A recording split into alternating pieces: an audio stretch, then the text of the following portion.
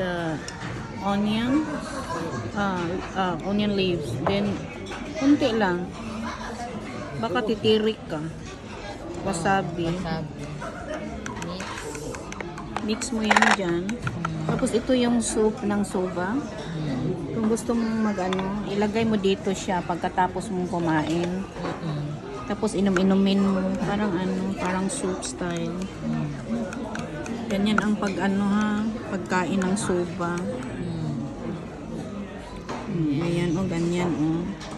Tapos ilagay mo yan, ganyan. Masarap yun na suba dahil kaya di tayo sa brown. Yan o. Be.